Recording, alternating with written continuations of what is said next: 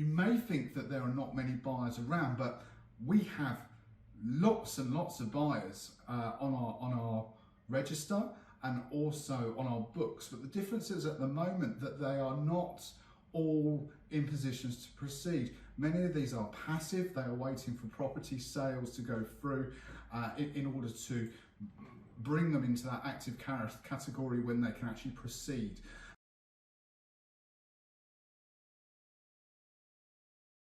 Hello and welcome to Churchwood Stanley's property blog, covering all things property from Colchester to Harwich and Ipswich to Frinton-on-Sea and everywhere in between. We've all been waiting for January 2023 to really understand what's going on in the property market.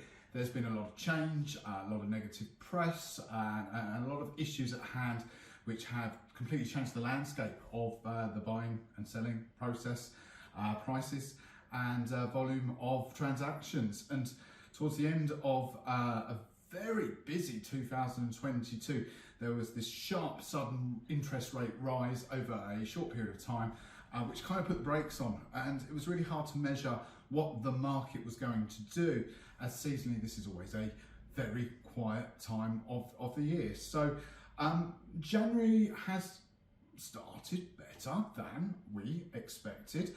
There is activity going on, and that gives us a good early indication that there are deals to be done.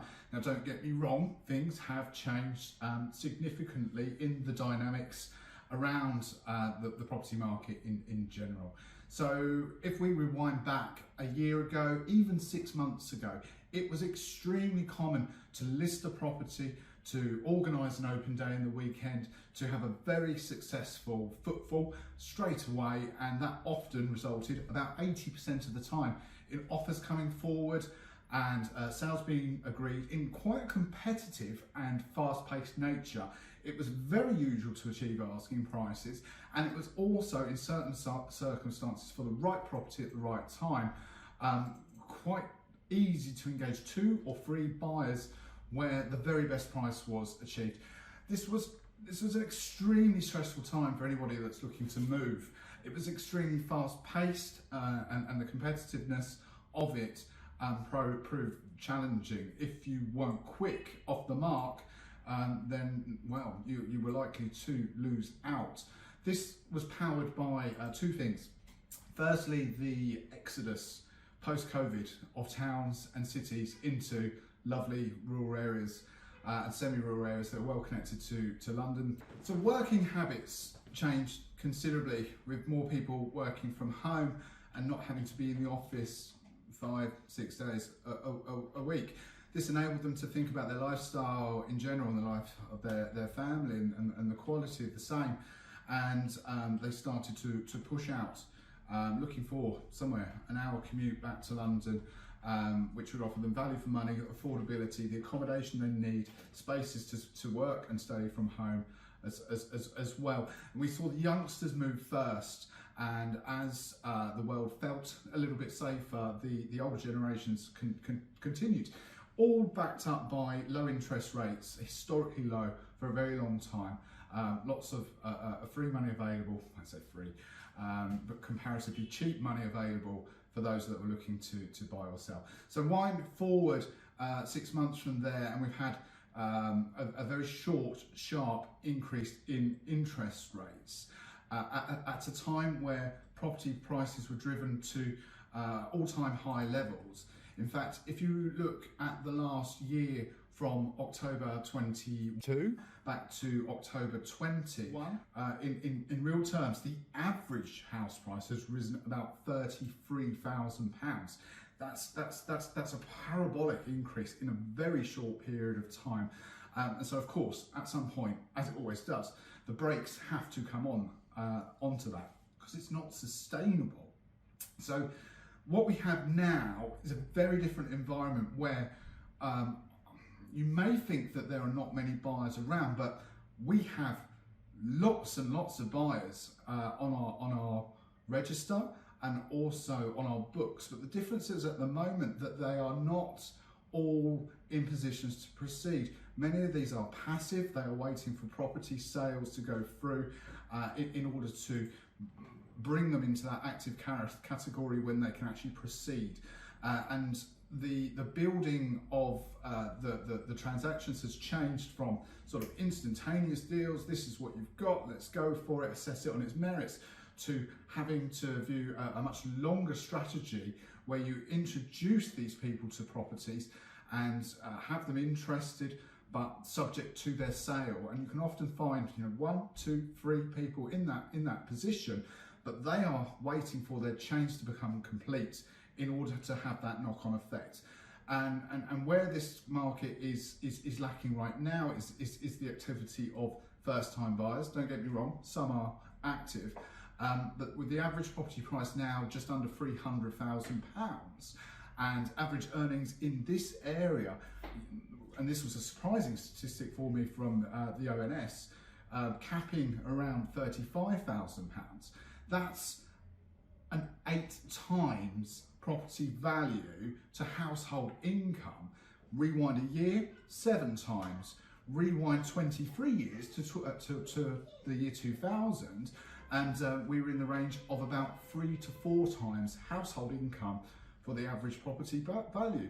So the landscape has changed significantly, and where we are now with high historic property prices and now rising interest rates, that has made the overall package of a purchase when you're starting out in the world much less affordable, coupled with the cost of living crisis on literally everything out there in the world. So we lack the volume of first-time buyers. We lack the number of people that are in completed chains actively purchasing. But we do have people, and we always will have people with catalysts in their lives who need to move. They need to upsize, they need to relocate, they need to downsize. And these are the people who have got real reasons driving their day-to-day needs, who are active and in the market right now. So it's a longer term process. Don't get me wrong, you know, the strategy of a full launch open day can be successful, but it's much diminished from the 80% success rate we were experiencing about a year ago. And this is why anyone that's looking to move needs the advice of a professional and needs the advice of a good professional. So, where does it go from here? Well, there is good news on the horizon because the interest rate has settled. The spike of the base rate panicked the lenders, and they quickly went from 2.5% mortgage deals to deals being offered in less than 12 weeks at 5.5% plus, and we are talking plus as well. And speaking with a broker this week, I'm really pleased that he is now being able to chain deals around 4%. So the spike has rescinded and money is starting to become a little bit more cheaper. Stabilisation would be good, which would add certainty. Obviously that coming down further would be good, but I don't think we can expect that for some period of time. So for every first time buyer that's active, it makes 4 to 5 other people in the market active. They're able to go from passive, waiting for their properties to sell, to sequential deals being able to put in place. And this is how we're putting the chains together. Now, Manning Tree, Fort Soken, Dedham, Tendring, these are really strong and desirable places to live. And if you're living in those areas and you're watching this, you'll know exactly the reasons why. And for those fundamental reasons that you moved here, for your families, for the schooling, for the transport links, for the area of outstanding natural beauty, that will always hold the area in good demand. People tend to move here and they stay here over a long period of time. A great testament to the area.